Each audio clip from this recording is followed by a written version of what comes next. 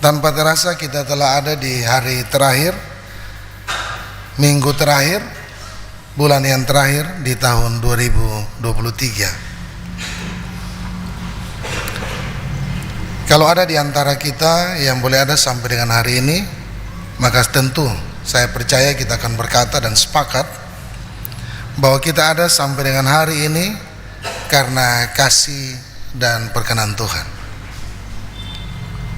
Saya mau bertanya untuk kita semua, di tahun 2023 ini, adakah di antara kita yang tidak mendapat berkat Tuhan?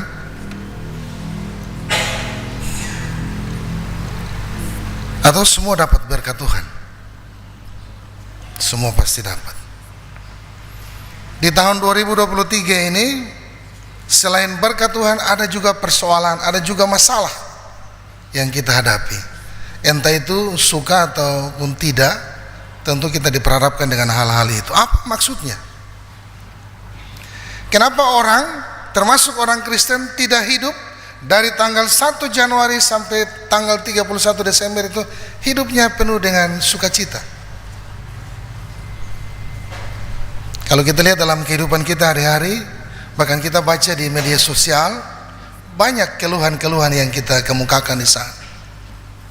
Kita sering curhat dengan sesama kita, bahkan kita curhat juga di media sosial, yang menggambarkan bahwa itulah kita yang menyampaikan keluhan kita, itulah kita yang belum mengerti kebenaran firman Tuhan. Kenapa dikatakan demikian, Bapak Ibu Saudaraku? Hari ini Habakuk yang menurut catatan Alkitab merupakan kitab cukup pendek di bagian perjanjian lama, dia mengingatkan setiap orang percaya. Kalau kita baca dari pasal 1, Habakuk juga mengalami yang namanya keluhan. Di pasal 2 Habakuk mengalami yang namanya penguatan iman. Dan yang di pasal 3 ini Habakuk bicara tentang bagaimana janji Tuhan itu akan digenapi. Bapak dan Ibu, saudara yang terkasih di dalam Tuhan kita Yesus Kristus. Kalau Habakuk dalam bahasa itu diambil dari bahasa Ibrani. Kalau diartikan dalam bahasa Indonesia itu berarti memeluk. Habakuk melihat dan prihatin dengan bangsanya, dengan umatnya Yehuda ketika mengalami berbagai macam persoalan kehidupan. Habakuk menjadi orang yang gelisah, lalu orang yang mengeluh, bahkan bertanya-tanya terhadap Tuhan. Tuhan, kenapa harus begini? Kenapa ini harus terjadi untuk umat-Mu? Bapak Ibu, kalau baca di bagian sebelumnya, kita akan jumpai di sana ada dialog antara Habakuk dengan Tuhan yang mempertanyakan kenapa semua persoalan itu terjadi. Dan di bagian bacaan yang kita dalami saat ini, disitulah Habakuk mengingatkan setiap orang percaya, termasuk Bapak Ibu Saudara dan saya. Kita kerja, tapi waktu untuk Tuhan itu jangan kita ambil alih. Kalau dalam satu minggu Tuhan kasih waktu untuk kita bekerja, maka di hari yang terakhir Tuhan minta untuk kita datang pada Tuhan, sebab itulah waktu penggenapan Tuhan. Bapak dan Ibu Saudara yang terkasih di dalam Tuhan kita Yesus Kristus, jawaban Allah atas permohonan dan doa, pertobatan dan pengampunan kepada bangsa Yehuda pada saat itu dalam menghadapi penghancuran dinyatakan dalam doa Habakuk pada pasal yang ketiga bacaan kita yang berbentuk permohonan. Kalau dibaca di sini di ayat 3, pasal 3 ayat yang kedua, Tuhan telah kudengar kabar tentang Engkau dan pekerjaanmu ya Tuhan kutakuti. Hidupkanlah itu dalam lintasan tahun, nyatakanlah itu dalam lintasan tahun, dan dalam murka ingatlah akan kasih saya. Habakuk secara sadar mau mengingatkan setiap orang percaya bahwa tanda ingat yang Allah berikan bagi kehidupan orang percaya akan digenapi. Apa itu tanda ingat? Kalau kemarin-kemarin kita belajar bagaimana kita menyiapkan hati kita, hidup kita, rumah tangga kita, keluarga kita untuk menerima Tuhan hadir dan berkuasa. maka tanda ingat itu juga berlaku sampai dengan hari ini. Lalu di tanggal 31 Desember ini, saudara dan saya, kita semua diingatkan untuk kembali melihat pada diri kita masing-masing. Diberikan kesempatan bagi kita untuk menghitung berapa banyak sukacita yang kita berikan bagi orang lain, berapa banyak kita mendukacitakan hati orang lain, berapa banyak kita mengecewakan Tuhan, dan kita hitung berapa banyak berkat yang sudah kita terima. Maka kita tidak akan pernah menjadi orang-orang yang tidak percaya, bahkan ragu kepada Tuhan Allah. Sebab itu dalam nats pemimpin kita dikatakan, sekalipun pohon ara tidak berbunga, pohon anggur tidak berbuah, hasil pohon zaitun mengecewakan, sekalipun ladang-ladang tidak menghasilkan bahan makanan, kambing domba terhalau dari kurungan, dan tidak ada lembu sapi dalam kandang, namun aku akan bersorak-sorak di dalam Tuhan, beria-ria di dalam Allah yang menyelamatkan aku. Artinya apa Bapak Ibu? Sebagai orang Kristen kita diingatkan bahwa kita terus menghitung-hitung berkat dalam kehidupan kita. Masalah tidak boleh mengkerdilkan iman kita. Masalah tidak boleh mengecilkan rasa yakin dan percaya kita kepada otoritas Tuhan. Semua itu diizinkan oleh Tuhan untuk membentuk kita, untuk menguji kita sejauh mana kita taat atau setia kepada Tuhan atau sebaliknya. Bapak dan Ibu Saudara yang terkasih di dalam Tuhan kita Yesus Kristus, Habakuk tahu bahwa umat Allah telah berdosa dan akan mengalami hukumannya. Dalam situasi yang seperti itu, Habakuk memohon doa. Nah, bagaimana dengan kehidupan Bapak Ibu Saudara dan saya? Ketika ada persoalan, ketika ada masalah, apa yang kita cari? Kalau kita lebih suka, yang tadi saya katakan di awal, lebih suka pergi curhat di orang, lebih suka curhat di media sosial, lalu kita lupa untuk datang pada Tuhan. Nanti sudah kepepet dulu air, sudah di batang leher, baru kita bateria untuk Tuhan. Habakuk dalam ayat yang ketiga sampai 16, di sana dikatakan bahwa Allah akan membebaskan umatnya dari Mesir. Dapat dibandingkan dalam Keluaran 14 ayat 1 sampai 28. Allah yang sama juga yang datang dengan keselamatan di masa lalu akan datang kembali dalam seluruh kemuliaannya. Nah, kalau kita boleh merayakan Natal kemarin, hari kelahiran Tuhan, kita juga sementara menanti kedatangan Tuhan yang kedua kali. Maka yang dikatakan, siapa yang menabur dalam daging akan menuai kebinasaan dalam daging.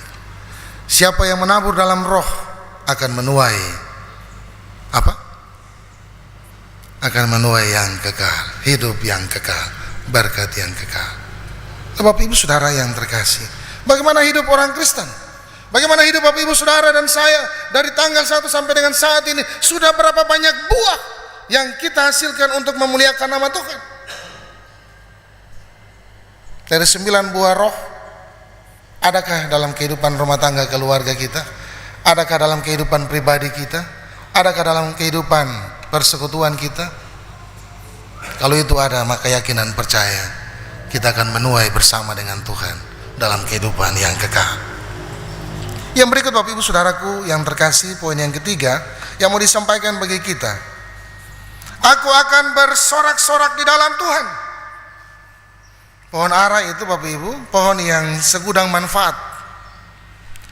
Pohon yang tumbuh secara liar, namun dibudidayakan untuk mendapatkan hasil buah yang baik. Jadi ketika Habakuk berdoa dalam pengharapannya, sekalipun pohon ara tidak berbunga, artinya sekalipun tidak ada manfaat yang tumbuh subur dan tidak berbunga, tetapi Allah mengingatkan Habakuk untuk terus bersorak-sorak. Bapak Ibu Saudara yang terkasih dalam Tuhan, bagaimana dengan kehidupan Bapak Ibu kita? Kita belajar dari Habakuk hari ini untuk mengucap syukur dalam segala hal kepada Tuhan. Apakah kita mau menerima yang baik dari Allah, lalu yang tidak baik kita tidak mau? Seperti Ayub mengingatkan istrinya, Istrinya bilang, hei, tidak usah percaya untuk Tuhanmu, sudah susah, orang kaya jatuh miskin, kenapa harus percaya kepada Tuhan? Apa jawaban Ayub? Ayub berkata, apakah kita mau menerima yang baik dari Allah tetapi tidak mau menerima yang buruk? Coba buka dalam Ayub 2 ayat 10 bagian B. Allah menjadikan setiap musim kehidupan ada pasang surut hitam putih. Semua itu ada dalam kendali Tuhan. Semua kemalangan, semua kesulitan, semua masalah, semua kesusahan dijadikan Allah kepada kita.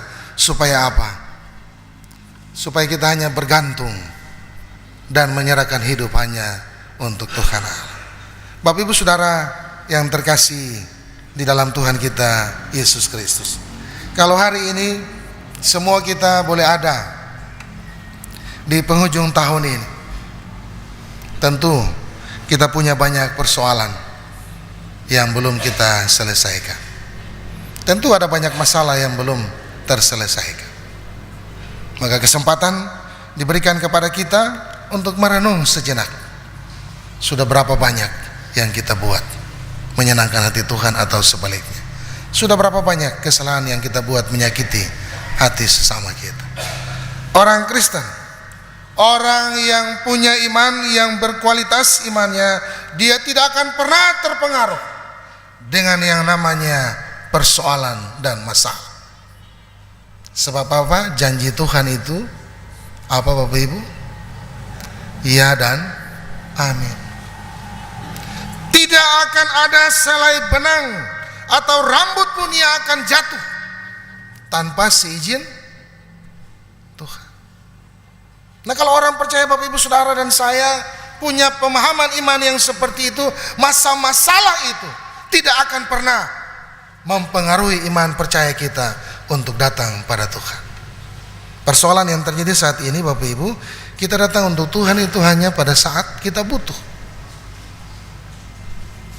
Kalau minggu-minggu biasa gereja kosong kayak begini, percaya atau tidak nanti sebentar baku taruh siapa yang datang duluan supaya bisa duduk dalam gereja. Karena apa? Semua orang datang untuk cari Tuhan di hari-hari terakhir. Itu kebiasaan kita.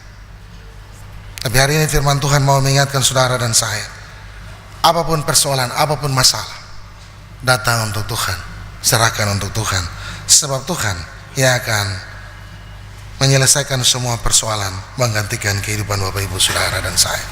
Kita siapkan hati kita untuk mengakhiri tahun 2023 dengan segala kenangan. Kita siapkan diri kita untuk menerima anugerah baru di tahun 2024. Sudahkah kita menyiapkan hidup kita untuk Tuhan? Sudahkah kita bersedia untuk berjalan bersama dengan Tuhan dalam semangat janji Tuhan? Aku akan bersorak-sorak di dalam Tuhan, beria-ria di dalam Allah yang menyelamatkan aku. Maka Habakuk mengingatkan saudara dan saya, berjalanlah bersama dengan Tuhan, sehingga hanya bersama dengan Tuhan ada sukacita dan sorak-sorai. Tuhan Yesus memberkati kita dengan firman-Nya. Amin.